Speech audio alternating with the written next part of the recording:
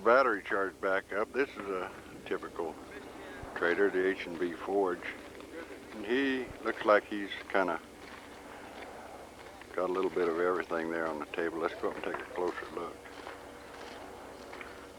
Okay, down here he's got some bags on the far end there, and then some knives, and then down here a few tomahawks.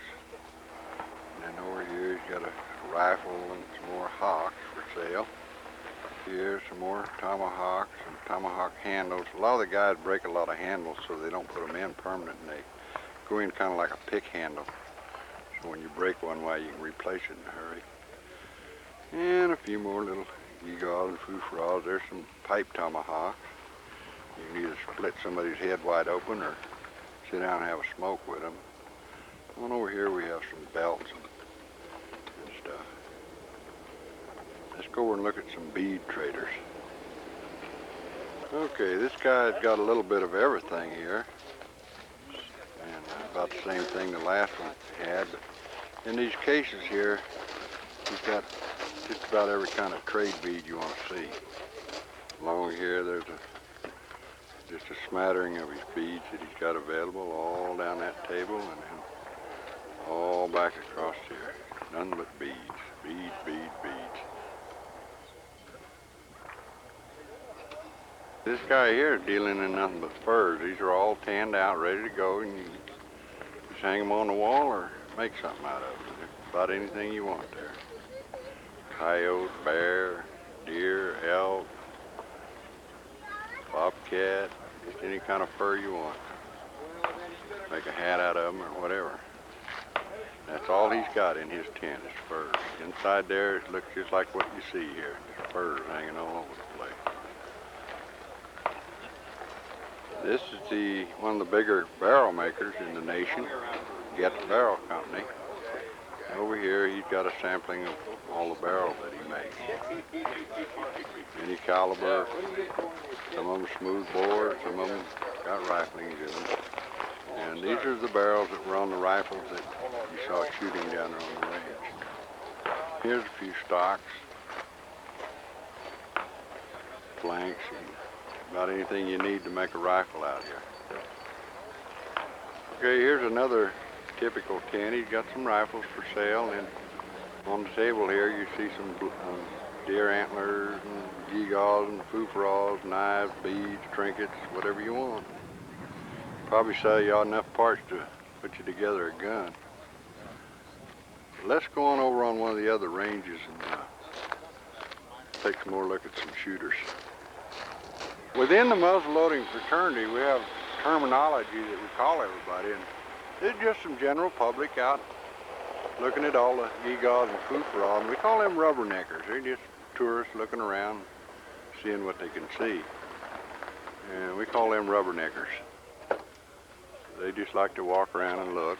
Sometimes they'll buy a little something, gewgaw or a string of beads or some foolish thing.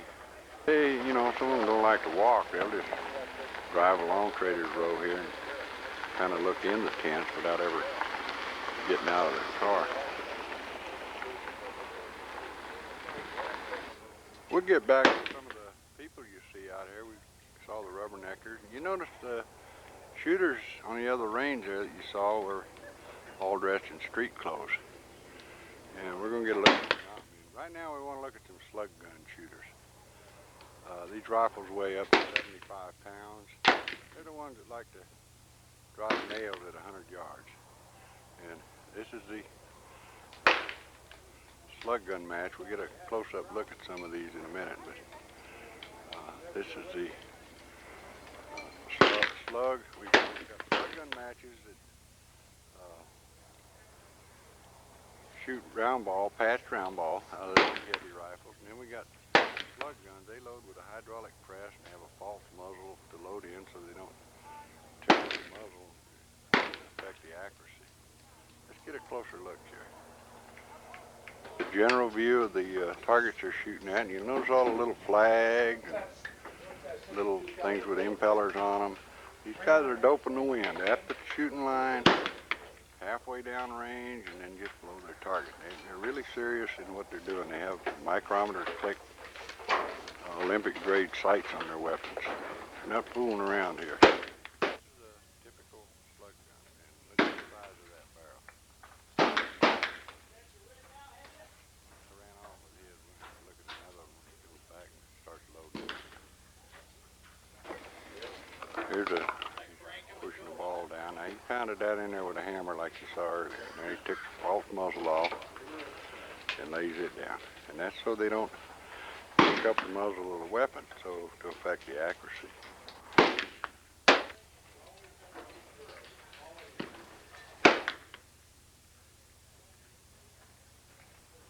Open the wind, waiting on the wind flash. Aiming with one eye, shooting with the other. Watching them wind flags, getting a perfect sight to it.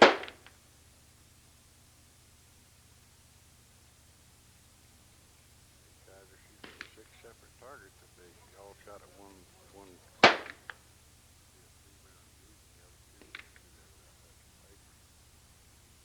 he popped her off. Like I say, these are strictly bench rest shooters, driving nails at 100 yards. Okay, here's the guy getting ready to take a shot here. They're zeroed in here. Notice them sights on there. Olympic grade sights. They've even given this gun a break. These guns will weigh up to 7,500 pounds. Open the wind, getting all set. And you see where he hit his last shot there.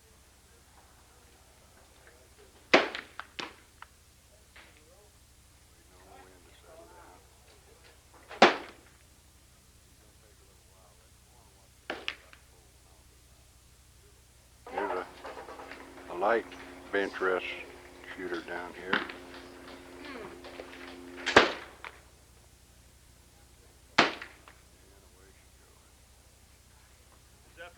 You see here's a typical buckskinner. They like to dress up like the pre-1840 period. You usually don't shoot this type of match, but then some of them do. They go more in more for the novelty type stuff. We'll go take a look at that.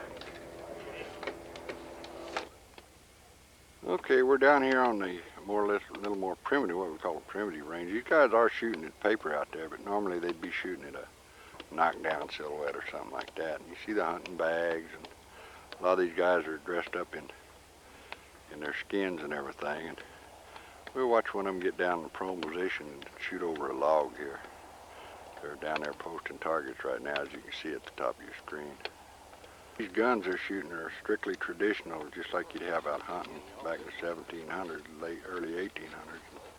No special sights, just open hunting sights. Plain old rifles, original sights, and that's the reason a lot of the guys like to have original dress. And most of these rifles were probably made by the shooter himself. Hell, at night I'm damn thirsty. I don't know what to do. Quite a difference from what you saw over there on the range, the slug guns. Well, I've done more walking. Okay, them guys didn't want to play games. About the time I was going to show you them shooting, they all quit. So I'm just going to pan through the whole range here. You've seen the flagpole, the clubhouse. The first range we filmed is beyond there. And then come on down here. Here's another shooting range. Called the main range. It has to be kept open to the public.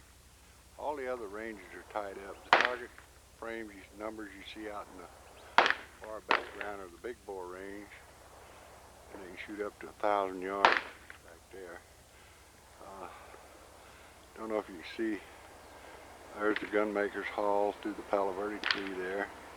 The white tents you see there are the Trader's Row that we filmed earlier. And way back over here, you see a little bitty white tent, and that's the primitive. We're going to go over there and film it, and on down beyond that is all the other ranges where we saw the slug gun shooters and all that other, the big, great big guns. I'd be wondering where all these folks are coming from over here to shooting our muzzleloading matches. There's a California license plate. There's one from Texas. There's some folks from Ohio. Quite a few guys from back east there. And Montana, the big sky country. And there's some folks from North Dakota. Illinois. Dakota. Alamo Rent-A-Car. These folks flew in and rented a car to come out here to shoot. How late they gonna shoot? Anybody know? Folks from North Carolina, and here we have Nevada. Colorado. Wyoming. We got to get Arizona in here because that's where we're at now. A lot of these people did fly in. We could keep on going and cover license plates from about any nation or any state in the Union. New York, Pennsylvania, Ohio, all back east there. A lot of people out here from back there. And this is the primitive camp. You've noticed most of the shooters that you've seen so far were just dressed in street clothes. Let's go see where the mountain men live and how they dress. There we have a typical teepee with some camp junk sitting out front. All the junk you see is pre-1840 period stuff. Have a typical mountain man, cooling his heels, with his feet all propped up there, sitting in his primitive camp, sipping on a cup of coffee there. Okay, everybody was either asleep or over here, so I came back over here to Trader's Row. There's a couple typical mountain men dressed up in their buckskins, looking over a rifle, trying to decide whether they want to pay $500 or $600 for it. Let's go look at some other buckskinners. These are the guys that live in the teepees that we just saw. Top part of another one that lives in them teepees. Sitting here talking to a dealer trying to decide whether he wants to pay $100 for a shirt or not. But typical sore-footed Texan buckskinner. With his Colt Patterson strapped on his hip there. Don't say Texas. Loaded for bear. I don't like Texas at all. The light went out. Okay, like I said, he'll probably talk for an hour while he's looking at it and then go home and make one. These events, you run into quite a bit of this. Another rubbernecker with a camera. Leaning Lodge, and who's that behind you, Leaning Lodge? Another, these are typical women buckskinners. And these are the ladies that cook dinner over there in them teepees. How are you, Joe? Fine, lady. How are you? Okay, we were going to show you more of the primitive guys, but we didn't get a chance to get down there. This range is about a mile long. We had about 375 shooters out here, like we say, from all over the United States.